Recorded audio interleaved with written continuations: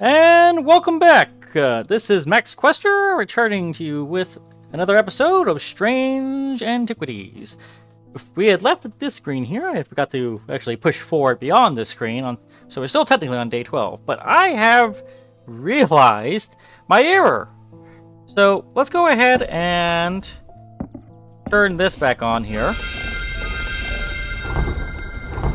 And the problem that I was having, that I realized, I was using the wrong stance. I was putting the dark side over here and the white side over here. So when I flip it back over, it should actually be like this, this, and this. There we go. Now we have a vault to go. And that is interesting treasure. I don't think I would have had too much to work with there anyway. But now I can go ahead and put these guys back to their sides. Yay.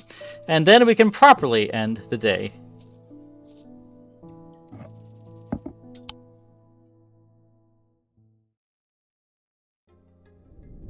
Day 12. The writer's partner was less fortunate. They found his frozen body a week later. What on earth? A frozen body?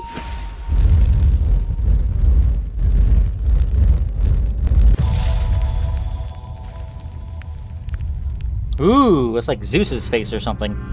I am marked by Jupiter.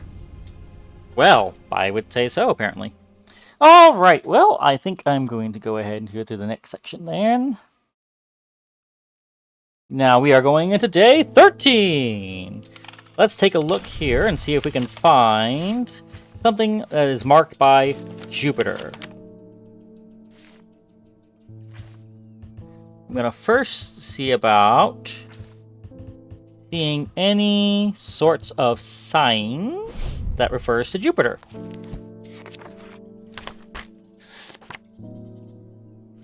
Which I believe would be the side. Jupiter? No? Could have sworn there was like a signs for gods on here, wasn't there? Here we are. Jupiter, 10. That's the weird 4. Okay. Let's see then if we can find that or not. Don't think it's down here. How about we take a look? Also, I wanted to try one more thing. I don't think I actually took a look. Maybe I gave up a little too fast on this. Because, did I? Yeah, no, we still need to figure out how to solve the strange spirit vault puzzle. And I'm not too sure on how we're going to pull that one off here.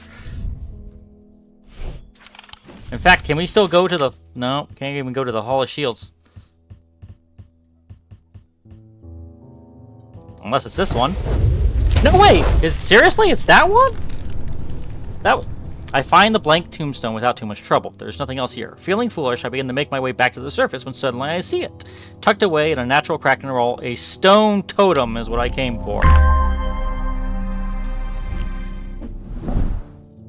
A stone totem. Gee, I wonder what that probably would have ended up being. Well. And then what was this one here? Oh, that's the shield one, but we can't get into until we fix this, right? James Herschel. I am marked by Jupiter. I can't say too much, but it has fallen to me to carry a secret that people would kill for. That people have killed for. It's a lot of weight to carry around in my head, and it's getting harder to bear around certain family members. It occurred to me that it would be safer in an ecumenical. Well, before I do that, let me get back over here. Marked by Jupiter. That's this, right? There we go. I had a feeling it would be one of these rooms. The mark of Jupiter on my map leads me to a square room on the ground floor. Other than an intriguing torn note, there doesn't seem to be anything of interest until I notice that the bookshelf is mounted on a runner and can slide to one side. I push it and it glides easily, revealing a hidden recess in the wall behind it. Oh, hello. A note as well. What's this? The castle vaults are blocked. It can be opened by an or gold that produces. Okay. Interesting. A gold something that produces something. So it's gold, whatever it is. There's something slightly unusual about this item. I can't quite my finger through it. You know, maybe it has something to do with that item. But... Castle vaults? Let's check it out. The vaults are blocked by a huge iron door. It has no handle or keyhole, and it does not give in the slightest when I push against it. I realize that it's been thaumatically sealed, but that's not much help. It's not clear what I need to open it. Can I try this? The door slides open without a sound, as though it has been kept well oiled over the years. Behind it, I find a large natural cavern that extends into the rock beneath the castle. Somewhat disappointingly, the walls are lined with racks of whiskey bottles instead of the rows of artifacts I was picturing. When I show Edmund, he is delighted, and he spends some time examining the dusty shelves. It is not long before he makes a find that I'm surprised I missed. I return to the shop with a spring in my step and a curious item that demands further study. Oh my goodness. And another thing. There's so many things I'm finding here. Okay. Back there. You there. And what's an ecumenical? Let's see if we can get that. An ecumenical is a receptacle, commonly referring a memento mori, that acts as an aid to recollection. A memory cannot reside in both the mind and an ecumenical at the same time, and it cannot be stored indefinitely. When a memory has been left for long periods, it can begin to emit unpleasant vapors. An empty ecumenical, on the other hand, has an ominous presence, pulling on the threads of one's mind. Well, it's not that. Is it this? A memento mori?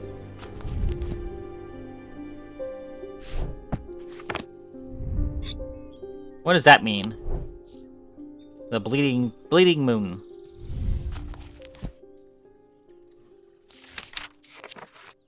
Bleeding moon. Or crying moon might be better. Blessings. Just a blessing. What is this? Bronze and iron. Stone and gold. Huh. An ecumenical. Receptacle. It's a receptacle. Number 4?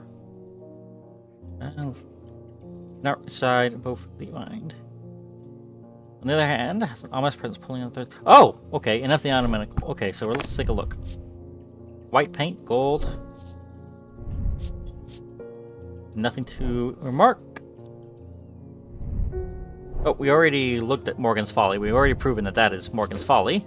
So let's change that up and move you out.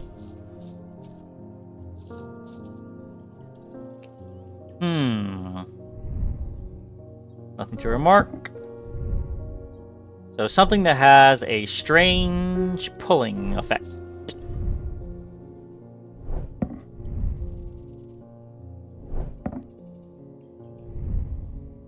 I notice myself becoming drained of energy as I handle this object. Is it that? Nope, that's not it. Oh wait, is it this? There's an unpleasant sensation at the back of my skull. It's a straight up chest of memories. Interesting. Okay, there is an hourglass motif on the box, a memento mori. On closer inspection, it produces an unpleasant sensation, suggesting it is empty. A shadow anchor. Okay, next. Hey David, how's it going? It's getting dire out here. They found the body of that priest last night. She was torn to shreds by her own congregation and left to rot outside the town hall. Well, I think I gave her a bad item. Such horrific violence. It has no place in our town. I think I know what happened there. Oopsie. In answer to your question, yes, it is possible to capture a wandering shroud. To the north of the town, if you follow a little stream up through the woods, you'll come out on a hilltop that was clearly of some ancient significance. It is not uncommon to see the wandering shrouds there. Be patient, be still, and they will come. Sweet, let's go ahead and take a look. Oh, we forgot to take a look at this. The Bishop Square is a simple tool of my great-grandfather's devising, loosely based on a briar's disc. By all accounts, he was an impressive man, but he would seem his mind began to fail him at the end. Perhaps he spent too long studying his Zaya. He imagined invisible enemies coming to steal away his most prized possessions, so he began hiding them about the castle, noting their locations in a code that only he understood. I see. That's how that works. Okay. So it's more of a tool than an actual object, then. That being said... What was the thing we were looking at now? Not that one, but this one. No. Here we go. On the Wandering Shroud. Okay. Let's see. In the north of town, if you follow the little stream up through the woods... Little stream? Ah, Wyatt Beck? You'll come on top of the hillside that was clearly of some ancient significance. The Barrows. After a pleasant walk back, I found a series of grassy mounds. The Barrows. Whoever is buried in them must have been important on their time. If I'm to collect what I've come for, I'll need to put something prepared. Here we go! And now... Whoops. I sit and wait quietly and patiently, not certain exactly what I'm looking for. For some time, nothing happens. And then, long after my mind is drifted towards a warm fire and a hearty supper, I notice a movement in the corner of my eye. A strange, thin mist has formed near one of the barrows. It seems to produce a sort of dark light, a contradiction that my eyes have trouble perceiving clearly.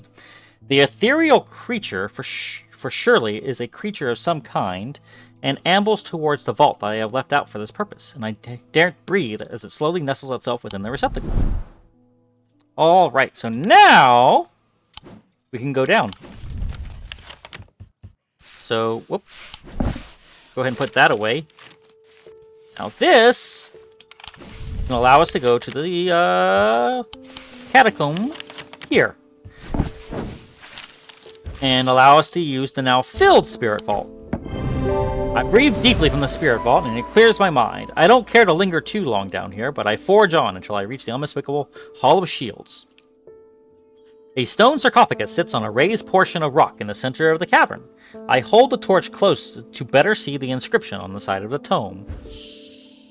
It reads, "The sun's light will reveal my gift." Mystified, I cast my eye up to the walls of the cavern and search the shields for some other clue, but nothing stands out. Well, it sounds like the sun's bond to me. The sun bond banishes the darkness in an instant.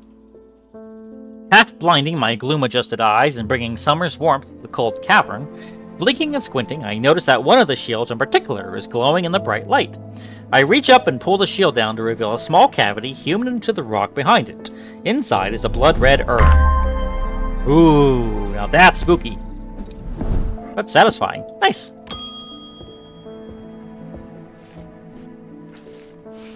I got to thinking after I left earlier. Transferring this secret to an ecumenical only adds an extra step. Yes, it's safer than walking around with it in my head, but I would know where to find it. What I really need is a truth conduit, so that I can deceive them into thinking I know nothing at all. Which I'm guessing is this thing. Let me guess, it's this thing. That's what I figured. Because that thing is the bearer of deception. Nice. An abrasive mether. Well, that's another mether. Yay! Evelyn Bennett. I have never felt more tired or more devoid of life. An apathy has settled in my bones that I do not seem able to shift. But while I still have breath in my lungs, I will not succumb without a fight. By the grace of Grey, I will find a way forward. Do we literally want a Grace of Grey? Because I can give you a Grace of Grey. If I can find it. Where'd I put that Grace of Grey?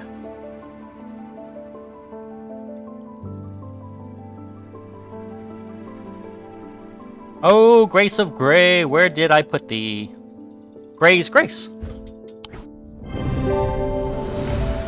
Yay! Oh, it's Mr. Potter again. I had a tip-off about something exciting. Have you come across the so-called nameless gods? Once or twice? Did you also know that the tall stones that you sometimes find in high places were once doorways of a kind? And here's the exciting part. An inscription has appeared on the stone that sits atop Wetherlam. This is where you come in. I'm confident that a pit will open the doorway. The other option is a Babelia to read the inscription. But they say that if you read the language of the nameless gods, you become cursed, which I can't say I like the sound of. I'm leaning towards the more direct approach, but then again, that could be dangerous too. You know, curses are not dead, so I'd say go with the Babelia first. But let's see if we can identify them both first. Babelia. The meaning of the unusual markings on a Babelia is not clear. They resemble a Mentic field pattern, but the items themselves do not produce a Mentic field. They can be used to aid with translation of foreign text, although they require some skill to make full use of it. This ability does not transfer to spoken language. Huh.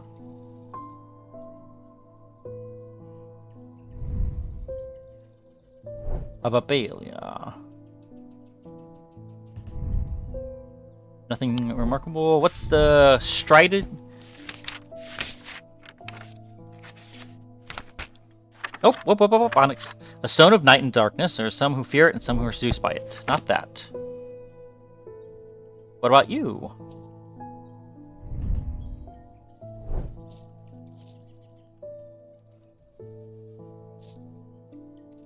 Oh yeah, I didn't move.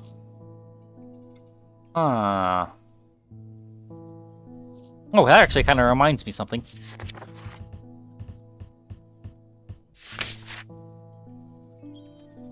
Incursion.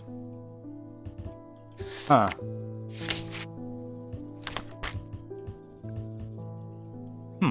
Could have sworn. Oh well. I'm sure we'll figure it out eventually. Babelia. We used to aid with translations. Wait a minute. Is it this? Does it have a better description? They resemble a... Okay. They resemble a Mentic field pattern. Okay, so let's go ahead and make a Mentic field.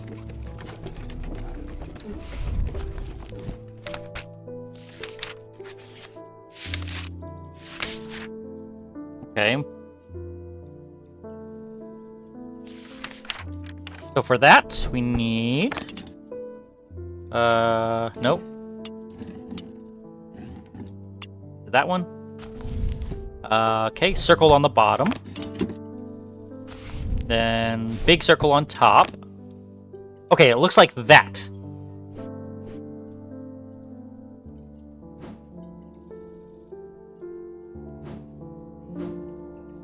Kind of looks like this, I suppose.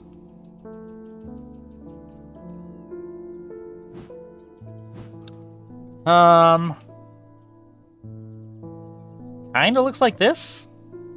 I'm not sure how it works, but kind of getting a feeling it could be like that. Move this plan over side. So that's... So this is my second thought, and these are the two main thoughts I'm having for that. Let's take a look at what a pit is. Pit. That is a wrong thing. The three different elements that make up a pit allegedly represent the earth, the sun, and death. The Dradic, the Diurnic, and the Noctic. These energies balance in a way that objects do not produce... in such a way that the objects do not produce a recognizable thaumic field. They can be directed to emit powerful vibration capable of cracking solid rock. Huh. Okay, let's try this again. The three different elements that make up a pit. Three elements.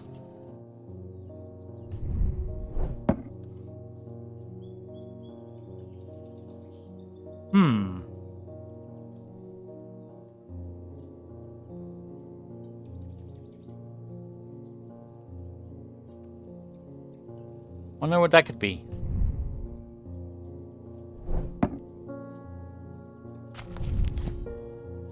These energies balance in such a way that the objects do not produce a recognizable thaumic field.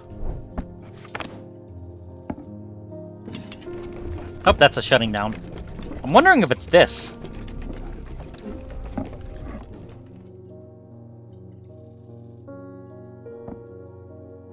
looks like it's a Mentic one, so it's definitely recognizable, but... Okay, so we're looking for an unrecognizable field. That's one as well. Ooh, this one doesn't have a field at all. Okay, so that kinda has a thing there. Ooh, 3 elements! That must be it. That must be a pit. That's a pit.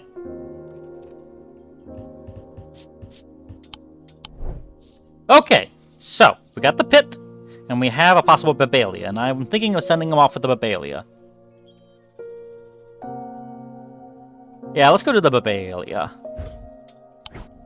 Apparently that was it!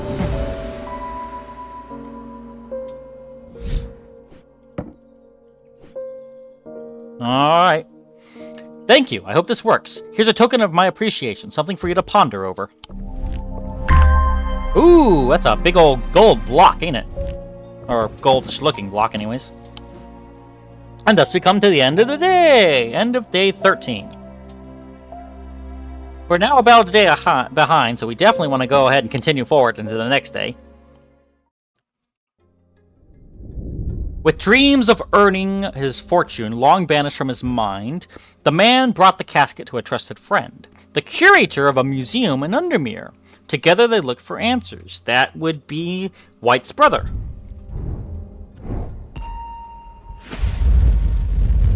Ooh, a sword. Nice. Fancy.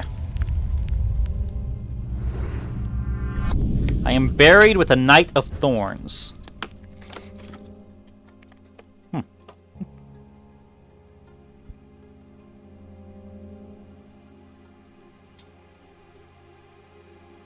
Fascinating, okay.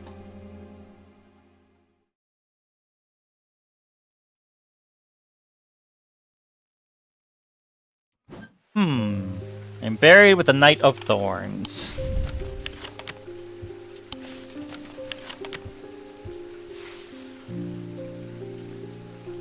Wonder how we're supposed to recognize that. I would have said that, but there's a shield. Got 2 possibly options here. I'm thinking either this one or this one. Must have taken a wrong turn. Then we'll go over this one. Maybe? There we go. The tomb of the Knight of Thorns resides alongside an ossuary filled with the unknown dead from the Battle of Souther Fill. It is an unpleasant place that I do not plan to linger in. Happily, I am able to find the item I came for without any difficulty, and I quickly leave and don't look back until I am out in the bright of the day once more. That's a fancy looking item.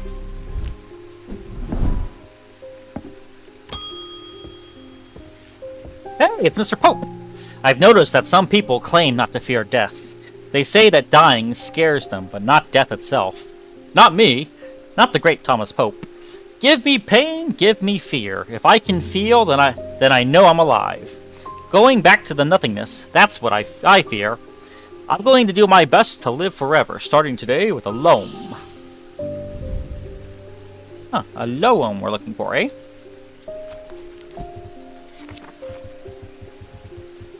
A loam. Sometimes called a hand of Jupiter or a fire palm. Nice. A loam is an item with enticing power. They can reverse the signs of aging, but anyone who has played that game knows that it can only last so long before time catches up. And when it does, it often hits harder. Well, we're looking for the sign of Jupiter then, if that's the case.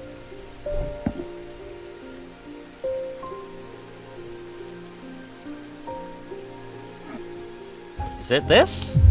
Nope. I thought it might be because it mentioned like a palm. What about this? Feeling of disquiet lances through my body. Or a fire palm. Enticing power. Anyone who has played that game.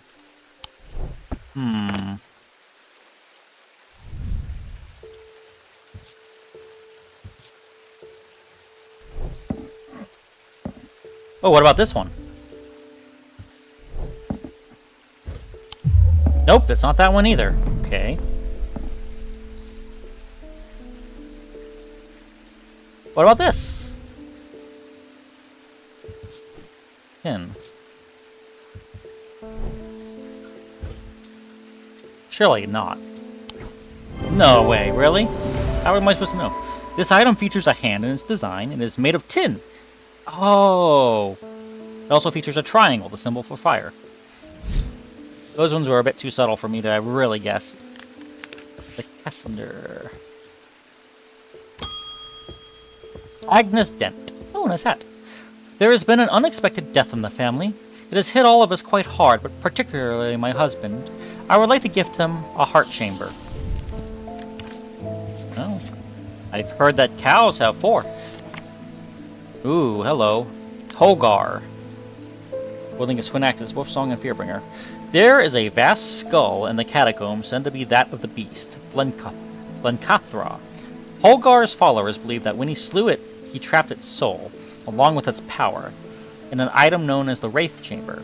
Heart chambers are based on this mythical object, but they have morphed over time into a way to keep those dear to us close to heart after death.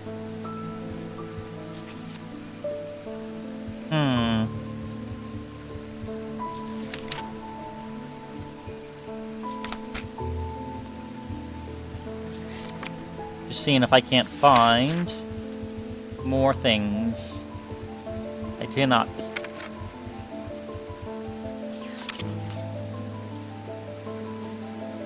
Ooh, wait a minute. Okay, if I check this out, what was the crying moon symbol again? Blessings. I'll try this one. There we go. I saw it on the image of Holgar. This item appears in a sketch of Holgar. It bears a sigil that resembles the Holgan Grim Mask. A Brigit charm.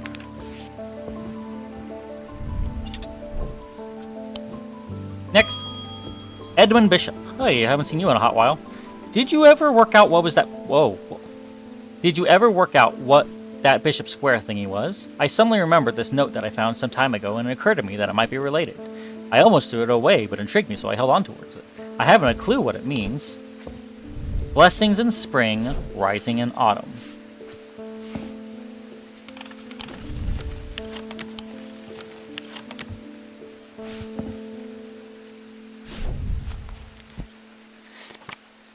Spring, autumn. So it looks like a leaf and like a nut. Okay.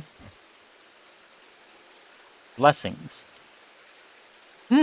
Blessings in spring and autumn. The symbols on the map lead me up the winding stair of the North Tower. The pendant has been carefully hidden, but knowing where to look means that it does not take me long, and I am soon on my way back to the shop with a new trinket to add to our growing collection. Ooh, that kind of looks like one of those, like, massage roller thingies, doesn't it? Nice. And what about this guy? About the castle. I guess this is just more of just a info letter. It's not really doing anything for me. Next person. Thaddeus White.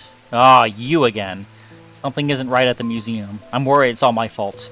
I'd hoped my brother would be back by now. I've had an idea, though. I'm no thaumaturge, but I think I can weaken it using a witherance. Oh dear me, this had better work. A witherance. Oh, let's find out.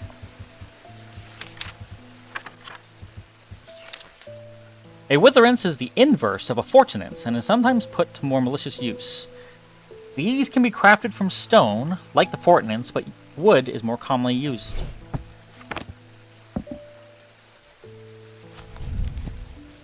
I didn't figure out what the fortunance exactly was. Small totem. I wouldn't be surprised if this was what it was supposed to be, but... What is this? Yellow sandstone. Could be this. White paint. Appears to be carved from handwood. I noticed myself becoming drained of energy. Whoop, I hit the wrong button. Ordnance can enhance physical strength. What's the other one? Witherance. Oh, wait. Witherance is the inverse form. Sometimes put to malicious use. It's gotta be this, because it feels like it's draining me. Oh, wait. I never actually checked the look. Nothing to remark. Feeling disquiet glances through my body. Yeah, I've never really found the strengthening thing. I wonder if it's an item that I just have never been able to find yet. A fortunance is used for strength, the inverse of which is weakness. And this item bears a symbol of weakness. It is made of wood. Folium. Okay, don't tell me there's going to be a basilisk involved at some point. Jacob Priestley. Hey, looks like a Jedi. My mind is severed. Need mether. Okay, which one shall we... Let's see, which one of the methers we haven't used yet? Solemn mether. Of the 3 types of mether, the solemn variety is considered the most powerful. It permits the drinker to forge pathways in the mind, to recall that which has been forgotten, or to repair that which has been broken. It will produce a noticeably stronger thalamic field than the other 2 types.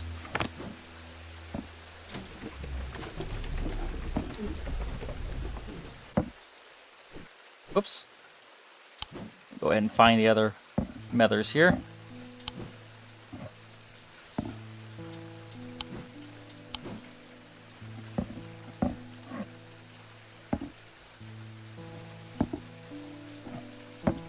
Well, safe to say it's this one. Assuming that we're looking for the stronger one.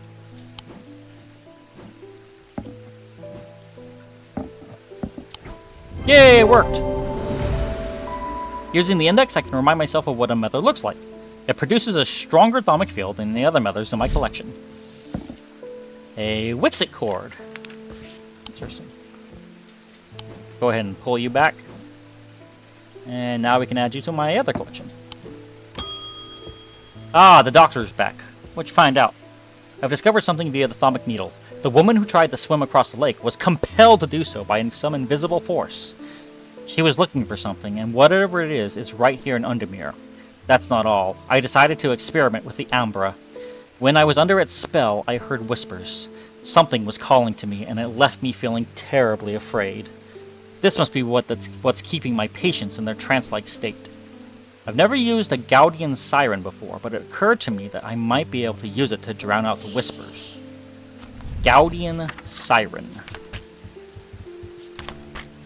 Although these are similar in form to thalamic needles, Gaudian sirens serve a very different purpose. They create a strong compulsion, like a siren's call, that can be used to divert attention. A display of Gaudian objects at the Museum of History in Undermere. They really could just be any of these things, huh? Nope, not that one. Eee, really right at the edge there. Okay, what was the thalamic needle that we found then? That was the old pillar thing, right? Thalamic needle.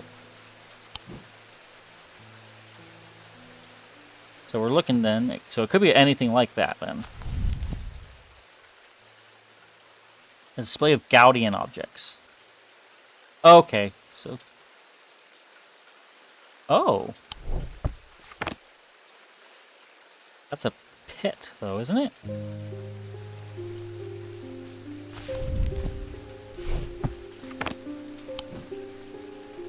Where'd the other object go that I had? This guy. No, not that guy. There was another guy.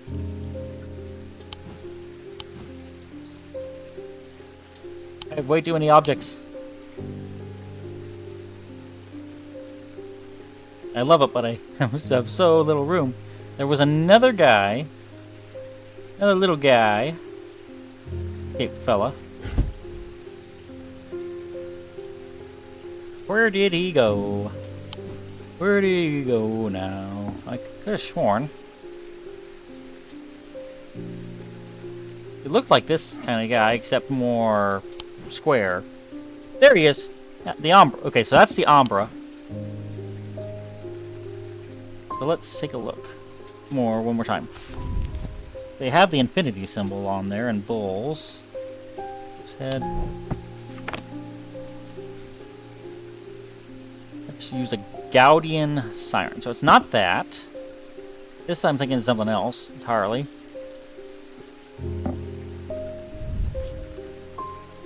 Feeling disquiet unless it's my body. And definitely not this thing. Surely not. It takes my great effort to tear my eyes away. Surely it's not. Okay, I guess that is... Okay, so that's not the pit. This item appears in the sketch of the cabinet. It is an obelisk shaped like the thalamic needle. Closer inspection reveals its attention-demanding power. So that's not a pit. Lovely. Carrick's candle.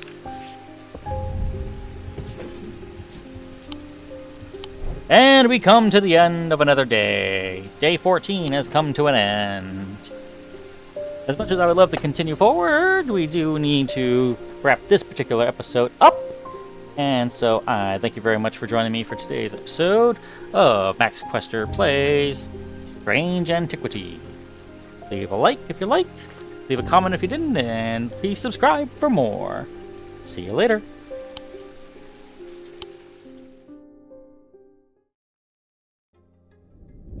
The curator learned that the Nalian casket is a dark article, a class reserved for the most cursed and the most dangerous of objects. He locked it away deep within the museum's archives, along with other such artifacts that are best kept from public eyes.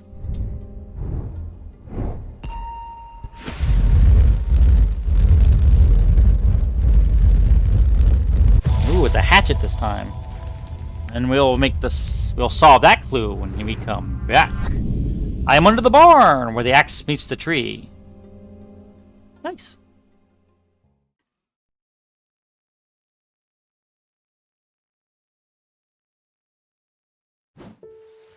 Day 15. See you then.